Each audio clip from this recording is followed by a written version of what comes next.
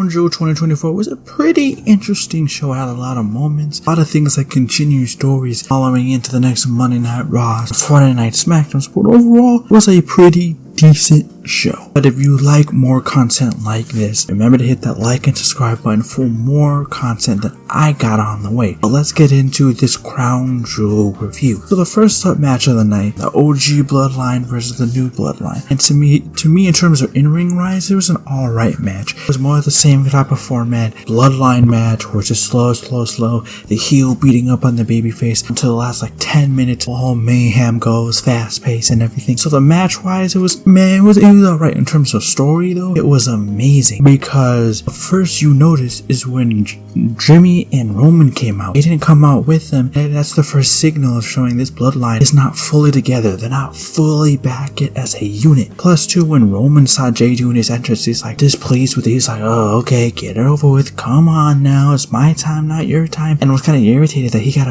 Jay got a bigger pop than he did. So it's really playing into that story that Roman's still not lowering himself out of the whole tribal chief thing and being one with the family. He still is treating Jay how he used to be, especially in the match where Jay was kind of testing Roman when he could have tagged Roman when he had the hot tag ready when he's holding Tamatonga. Decided, nah, I'm gonna test you. Roman decided to take Jimmy, and Roman's like, nah, follow my orders. You know, the whole thing of Jay saying he's coming back, he's not gonna be following the orders of Roman. We are equals now. I'm my own man. Main event, Jay Uso. I've been an Intercontinental Champion. I've been a champion. I've done so much as a singles competitor, so I'm your equal. I am not your subordinate. I am not, you're not in charge of me. So it plays so well. And there was one little tiny bit of watch. I guess Jimmy must have been late on his cue and almost missed a spot doing the 1, 2, 3, and the ref kind of like scoop his hand. It happens, mistakes happens, it's whatever. But then we get into the final sequence, which I was surprised by. That is where Solo Sikoa gets the pin by hitting 2 spears. I was kind of surprised by it, but it made sense because I thought, oh, they're gonna give the OG Bloodline the win. So I thought the New Bloodline needed the more win and more in this War Games. I guess it's gonna be the right difference. Is it gonna be different? Also, too, it really makes more logistical sense just because this bloodline is not a unit. They're not together. They don't have Sammy. They don't have Jay together. They're all not on equal terms. They're all not thinking as a unit together. And that's why it led to their downfall. And that's what also led to the aftermath too, where,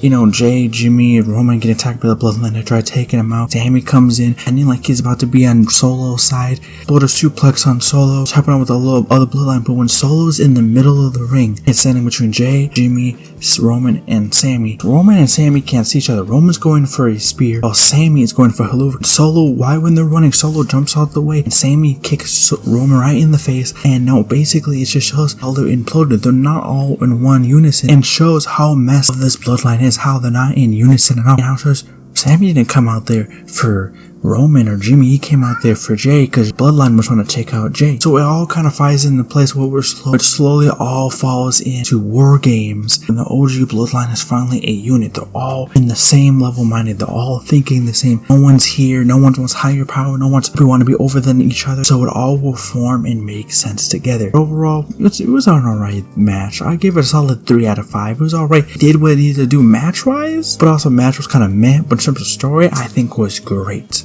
Then we get into the women's tag team title match, and that's Bianca Belair, Jade Cargill, Io Sky, Kairi Sane, Piper Niven, Chelsea Green, and Last Legend and Jakara Jackson. To me, this match was a fun of a mess. Like, there wasn't many botches, there was a couple. Overall, I thought it was fun because the Saudi girls surprisingly actually got into it, and I feel like everyone really got their moment to shine in this match. Io Sky, Kairi Sane being an amazing tag team like that, with Last Legend, Jakara Jackson getting the show out and showcase why they are a great team and why they're so talented and they're stars to look out for the future. And it was so great to give them that spotlight on a main event PLE, on a main roster PLE. So that's great for them. And of course, you know, Jade Cargill, Bianca Belair continuing being a tag team together. Everything flowed around so well, especially too, you even had like Chelsea Green, Piper Niven with their comedy. I feel like everything just kind of flowed great. Everyone flowed super well. Everyone worked super great. I feel like all the pieces just kind of fit right in this match. It was no spectacular like technical or high flying acrobatic craziness, but it all fit and got to show everyone their strengths and really got to showcase great women in wrestling. To me, I really had fun with this match. I thought it was a fun match. Jade and Bianca retained their titles, which I figured because I don't think they're the team. I don't think any of these teams are the ones that are going to beat them, even though I would have loved Io and Kyrie became tag champs. But either way, I still thought it was a fun match. It did what it needed to do, and I'm excited to see where everyone goes moving forward. But overall, fatal 4-way for the women's tag titles, I'd say I give it a solid 3.5 out of 5. It was a great match, did what it needed to do. Then we get into the first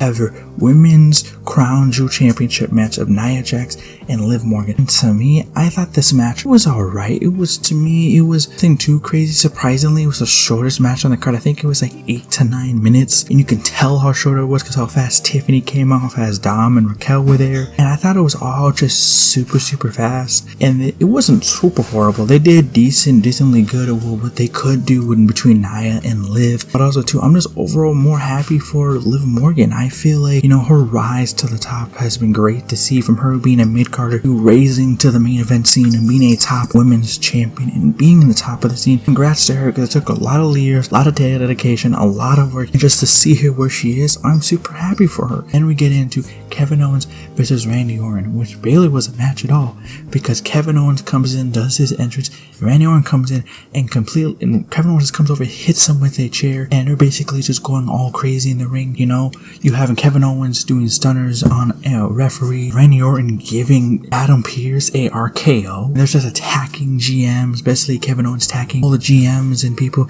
showing that this is a different type of Kevin Owens. Kevin Owens is not really there in the head, and really showing how much of this is a blood feud between these two, which you can't really blame Kevin Owens for how he's acting, like for real. But overall, it really shows and plays more into that story of how Kevin Owens is gonna act, especially them going into the crowd, basically beating up on Randy Orton, jumping off from top of the ledge, taking him and Randy Orton out for the match so he can't interfere in the main event later on. But it all plays into the story, and we're probably gonna get another match, another episode of SmackDown or Survivor Series, and I think maybe an unsanctioned match could do, or a street fight, any type of match to really represent what these two have of a blood feud. So I can't really rank this as a match, but I say overall, I really enjoyed what I saw between Randy Orton and Kevin Owens. Then we get into our last match of the night. That is Gunther versus Cody Rhodes for the Crown Jewel Championship. And to me, this match, I completely loved it. If you want real old school, just technical wrestling to a T, that is what Gunther and Cody Rhodes was, a technical masterclass. I thought it fit so well in the story about how these two super technical and waiting for one of them just to slip, make that mistake, showcasing who's gonna make that mistake. Is he gonna make that mistake? Is he? And I thought it flowed so well on how they did it. Gunther was having more of the offense with his moves, with his lariats, with his chops and all that, and slowly breaking down Cody while Cody's trying to keep up, see if they can outpace each other. But in the story of the match, this has happened to Gunther multiple times, just like his match with Sami Zayn at WrestleMania, is that he gets too much of like, nah, I'm gonna finish you this way and this is how we're gonna do it. He gets too stubborn and stays on that thing. He did not want to get rid of the sleeper hold. He's like, nah, I am choking Cody Rhodes out. He's not gonna lose to me. And that's the reason why Gunther being so stubborn, not want to get rid of the sleeper hold, is what cost him the match, because early in the match, Cody was taking those gambles of doing those Cody cutters or Cody disaster kicks, and he was like, I'm gonna try to do an avalanche one from the top rope. He jumped the top rope, and knowing Gunther was gonna try to do that sleeper hold, he ends up rolling him up and pinning him 1, 2, 3, just like that. It was Gunther's stubbornness has made him lose these matches for this whole year, these past 2 matches this year. Overall, in terms of in-ring wise and the story they're telling in ring, it was great. But my only main issue, my majority issue, is with this match is that there was no stakes really, because no one's really gonna care about this Crown Jewel Championship. I'm not gonna see it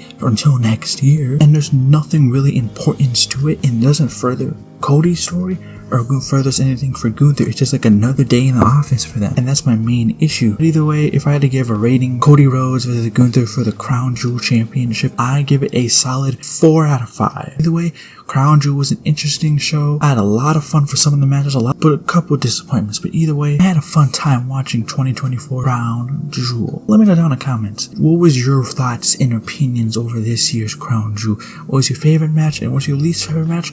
And what decision would you change about Crown Jewel? Let me know down in the comments, and we're gonna have to wait and see what happened at our next stop at Survivor Series. I'll see y'all in the next one. Peace.